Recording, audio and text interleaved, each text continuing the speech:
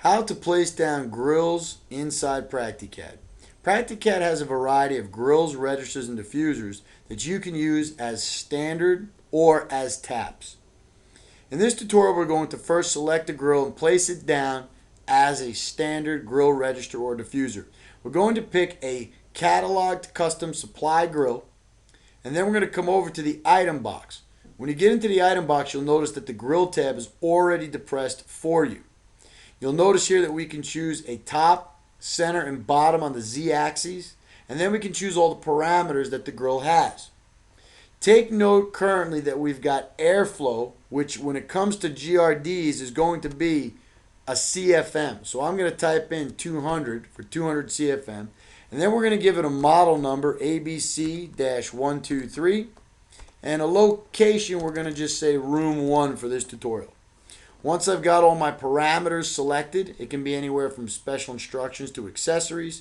We're then going to go down to the elevation box and choose a height. Here we're going to put bottom at 10 foot. And then all we do is click on the drawing once to start the placement of the grill.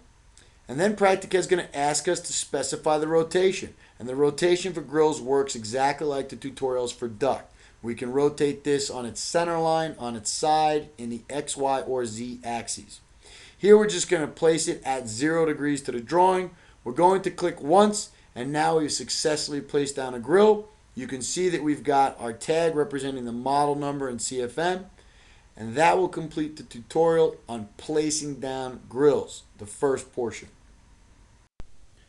The second way to use a grill is to attach it to a piece of duct as a tap. Practicad allows you to use the same tap parameters you do when you're placing boot taps and other taps in the software with your grills, registers, and diffusers. To do that, we're just going to go into our architectural bin. We're going to grab a RecNeck supply grill that we have cataloged. We're going to go over to our item box. You'll notice the grill tab is depressed for us. We're going to say that the length is going to be 42 and the neck length will be 28. Then what we're going to do is we're going to click back on the screen to get control of our grill. You'll notice that it's at our crosshairs. And you can see in the command line it's saying to specify the entity displacement as we did in the earlier tutorial. Or we can hit T for tap. So we're going to hit T spacebar, the letter T spacebar. And then we're just going to pick the fitting. The command line is asking us now to select a fitting.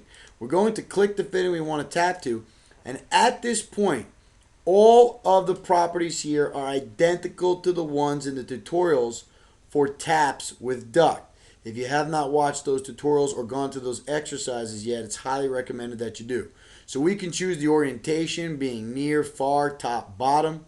We can orient this by giving it a command from the in or out joints or just lining it up or centering it to any other entity on the drawing. So here what we're going to do is just pick the place where we want to place the tap, and now the grill is